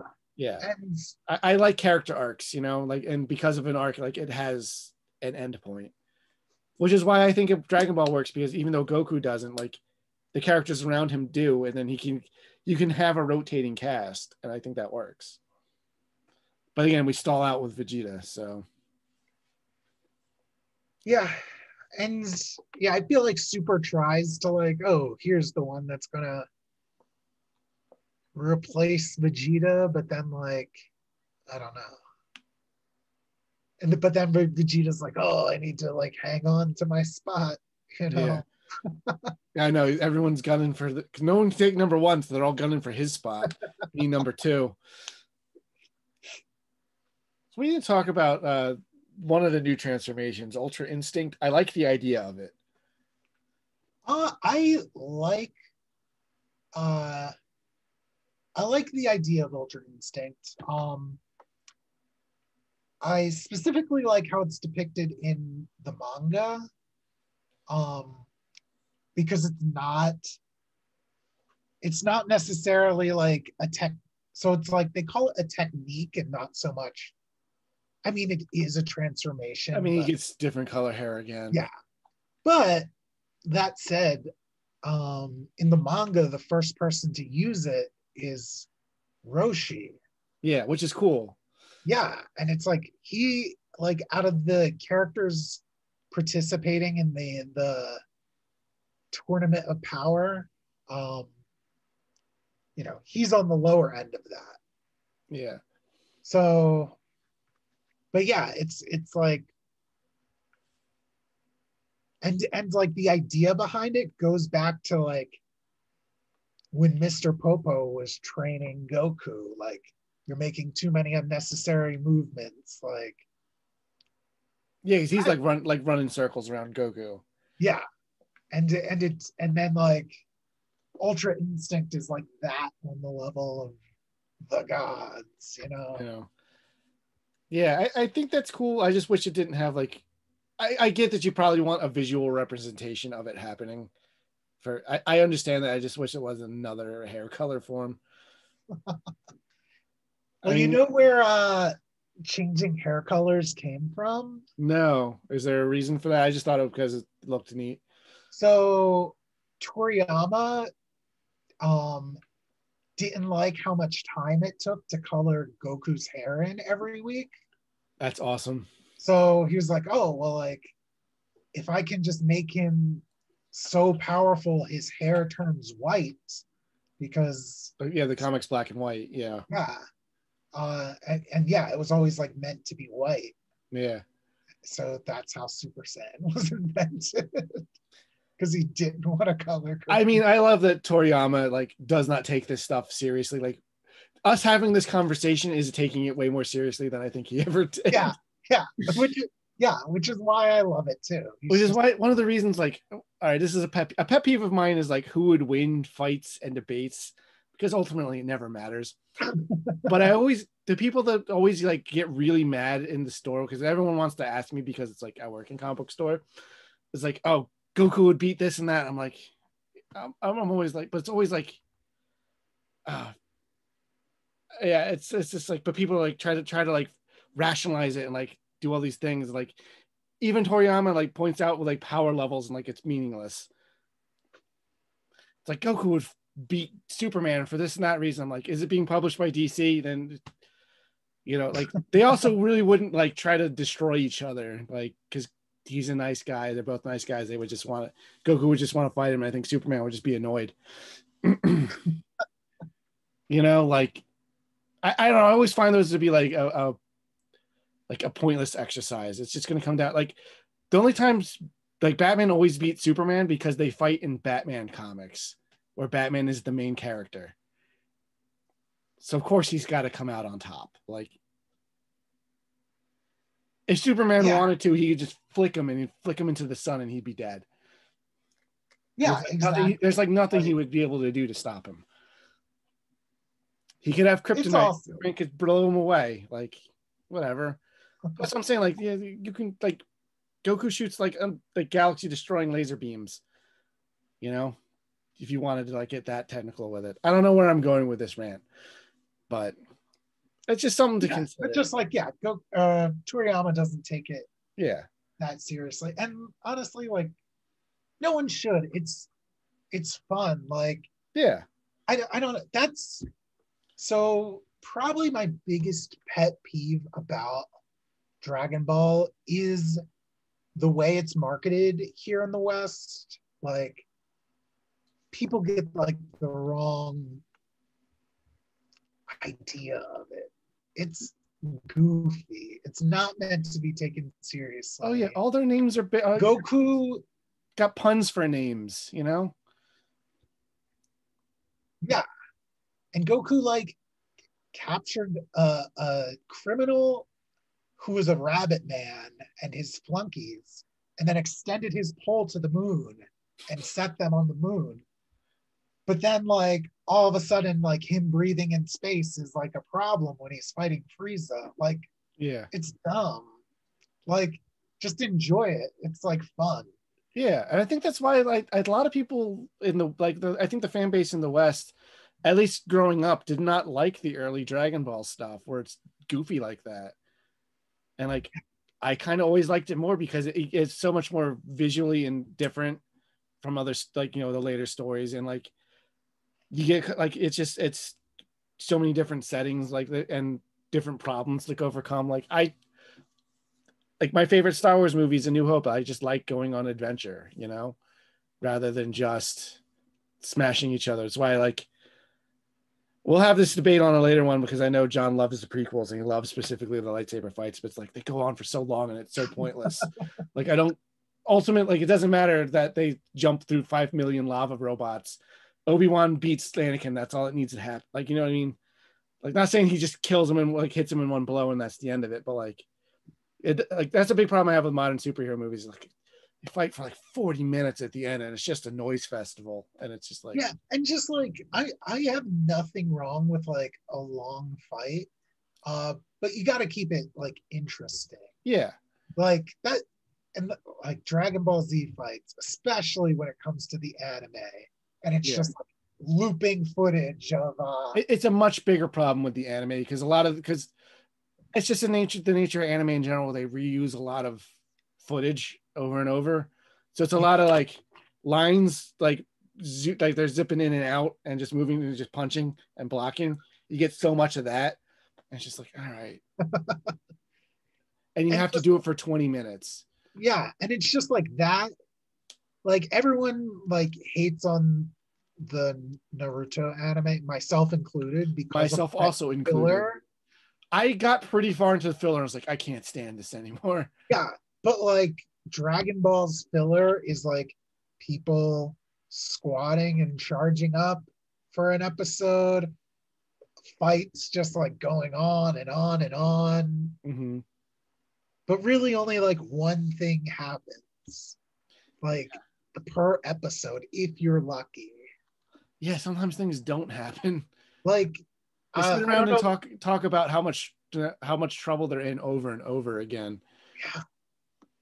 I don't know if you remember Goku's transformation into Super Saiyan in the manga, but it was literally Krillin dies, you turn the page, and Goku is a Super Saiyan. Yeah, and it was kind of awesome. Like I kind of love that it had like no overdrawn fanfare. Like it's just like, oh, Frieza's in deep shit now. Like, yeah, but in the, and it's like one of the few times you see Goku like serious, like up to this point. Yeah. But then in the anime, it's just like, oh, you killed him. It goes on and watch on. Like, well, that's the one thing that happens in that episode. He goes Super Saiyan. Yeah, you gotta like watch the vein in Goku's head bulge for like. His hair has to start transforming, like in and out. Yeah. It's just like, oh, I already saw the opening. I know what it looks like. Come on. I know we still remember for how long was like, what's the deal with that? Because it's in the opening, like the whole series, and like before that was ever even like mentioned being Super Saiyan. Well, in the English. That's, I mean, in the English one, like they play it on TV. Yeah. Like, if the internet was just taking off, you could look it up, but yeah, or you could buy the bootleg tapes. If you were lucky, they had the episode that explains it. I'm kind of now fascinated with like potentially like seeing some fan edits of this stuff where like they cut out a lot of that crap and then do their own translation. Yeah, well, I guess they had the Kai series, right? Yeah, but like I don't know, like now I'm kind of interested in maybe like re-editing that fight, like that moment myself. Maybe I'll change the dialogue a little bit. I don't know. That might be fun. I'm not going to because I don't have time for that, but I don't know. That might be cool. I'm sure people do that. I guess that's what all these things on YouTube are. I guess that's what Dragon Ball Abridged is. Oh yeah. Yeah. But did you ever watch that? Not really. I've seen bits and pieces of it. I never sat down and watched it. I think it's something I would have liked a lot more when I was like 17. Yeah. I don't know. I'm so annoyed by the by Western Dragon Ball fandom that I just don't give it a chance. So am I. Like, I don't want to say everyone is bad and like, but like the translation, it changes a lot of the meaning of things, and like it is annoying. Like I said, Dragon Ball will always have a special place in my heart. Like we get some of the merch for it, and I'm like, ooh, I really want that. Like sometimes, it still happens, especially like the alternate world like designs for Goku and things. I'm like, oh, those are really cool. Yeah. Like we've had some really cool ones. Like I'm never gonna not like it, but I don't engage with it as much as I don't know. People that are into Dragon Ball are like really into Dragon Ball here. And I don't take it super seriously. So, I don't particularly care for GT or for lots of super. So I generally don't engage with it because if I'm not super into it, I'm not super into it. That's just how I am with like comic books and Star Wars and stuff now. Where it's like, I went 3 Star Wars movies in a row with the Disney. I didn't like Force Awakens. I didn't like Rogue One. I didn't really like Last Jedi. And I was like, all right, once is an accident, twice is a coincidence, and 3 times is a pattern. I was like, all right, this year is not for me, and I just stopped watching it. I like The Mandalorian, okay, but like, I don't need to watch like 1,000 cartoons and read all the comics. I'm not saying there's anything wrong with that. Please come buy the comic books, but just we're Turtles guys. So like, I remember after Turtles Forever came out, I was like, you know what? This is kind of like the chapter for this is closed for me. I was like, I didn't watch the Nickelodeon shows. I was like, you know what? I'm okay. I've seen them since then. I'm like, I like this. But like, I don't like when Rise of the TMNT came out. I was like, not for me. That's cool that they're changing things. I like that when things get changed, especially something like that gets readapted all the time. Like, people get so mad about that stuff. I'm like, I got other problems to worry about. It's like, I don't know. But like, again, with Turtles as an example, like the IDW comics are great. I'm stoked on that when it comes out. So, I don't know. Ghostbusters, all the sequels are bad. But like, I still like Ghostbusters, So I still like Dragon Ball, even though I think it's honestly kind of dumb now. Like, it's very dumb. Yeah. But it always was. It always was, yeah.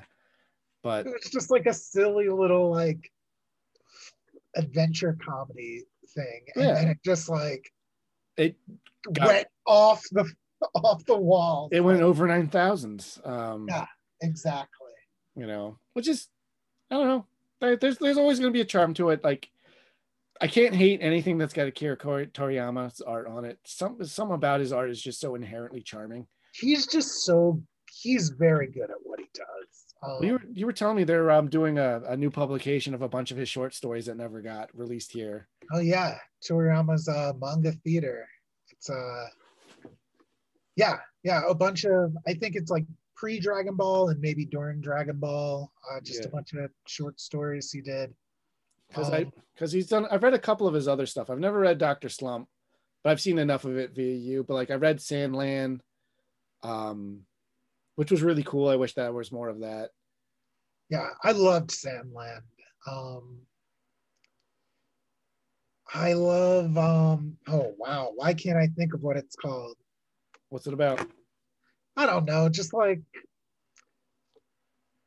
it's I don't think it's ever been officially translated, but it's just this like short manga series about this like dude with golden eyes who is like a really good, he's a great fighter, but he lives removed from society, so he just acts like a weirdo. Mm-hmm. Is that familiar? Yeah. I've never heard of a character like that before. How tall is he? Is he short? He's pretty short. Yeah. But yeah, like it's just like it's always fun. Toriyama has gotten so much better at drawing different female characters. Yeah, I know there's a joke about that in Professor Slump, or not Professor Slump, Dr. Slump. Yeah. It's just like one of the characters is like, oh, I'm gonna change my hairstyle and like pretend to be this other character because we just have the same face. Yeah, you can see some of that in Dragon Ball. Like he's very limited when it comes to faces. Yeah, definitely. Which Rob Liefeld can't draw feet. So everyone's got something. Yeah. Uh, But Jocko, uh, the Galactic Patrolman, yeah, I remember Jocko now. Yeah, that's one of my that's a really good one. And if you haven't read it, don't look up anything about it. Just if you're a fan of Dragon Ball, you'll really like it. okay. Yeah, I'd say I wish I've read more of his stuff, but I feel like once Dragon Ball took off, uh, he couldn't really get away from it as much as you know I or maybe he would have liked. Yeah. And then he never really had an interest in doing anything long running. Never again. Yeah. Yeah, and I don't blame him. I think he doesn't. I think he works best in short form because you can see a Yeah. lot of that in Dragon Ball. Like there's a lot of short. It's made up of a lot of short of stories.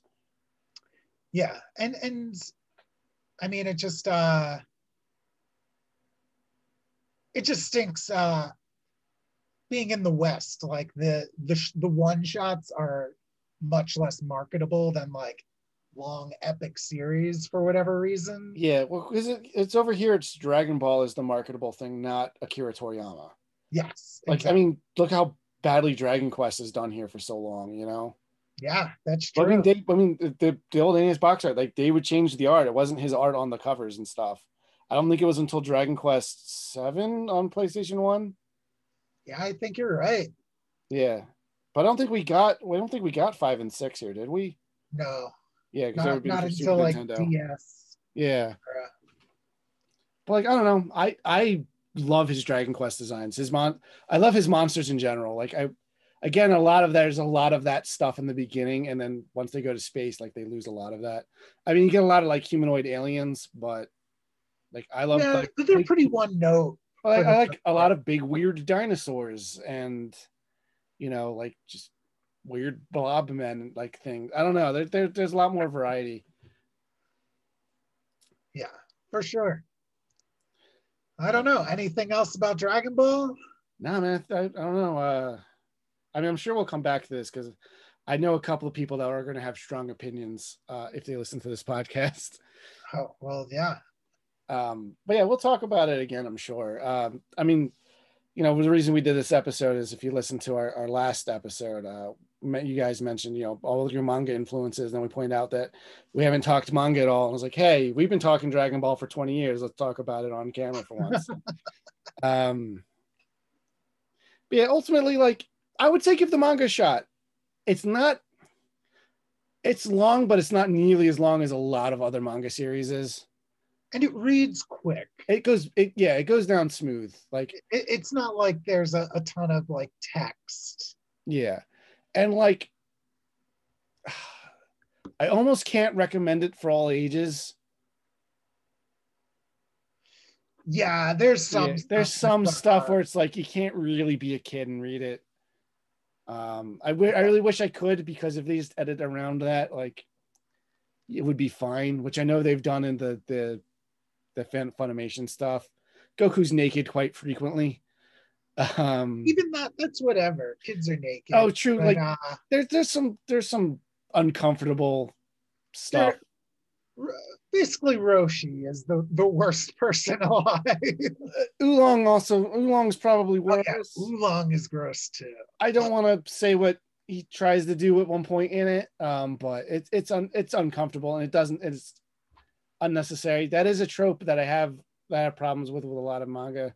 Like I love My Hero Academia, but like the little pervert character, it's just like, can't we go beyond this stuff at some point? Like, yeah, what a weird trope that keeps. It's a Japanese culture's got a very different outlook on that stuff than we do here, which is like uncomfortable, like especially in 2021.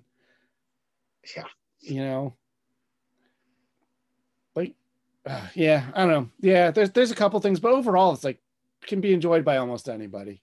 Yeah, this is also like, when did this series start? Like in the 80s? Like it's an old series now. Yeah, so I don't know, but like I read a lot of Shonen Jump stuff. They usually all reach a point where I lose interest, but Dragon Ball kept me all the way through.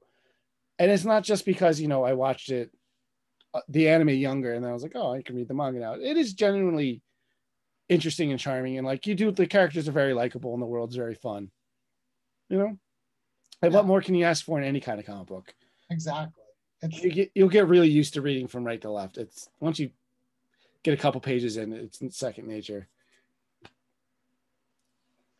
Yeah. But yeah, so I guess we'll give that. I guess you would say check out the Super manga.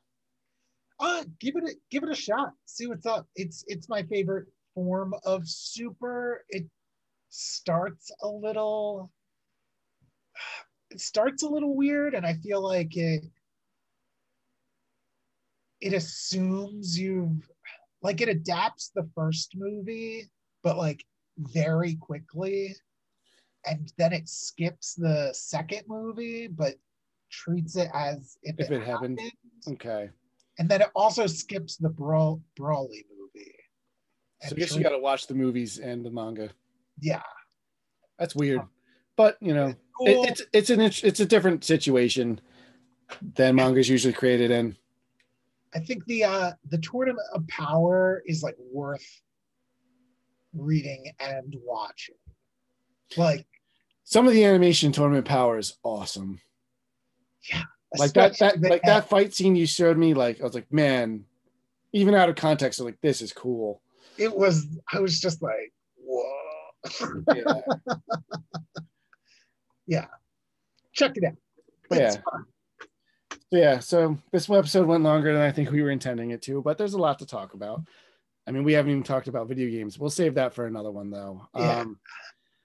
But yeah, so we're going to end it here. Join us next week. I'm not exactly sure what our topic's going to be, but I'm sure it'll be fun.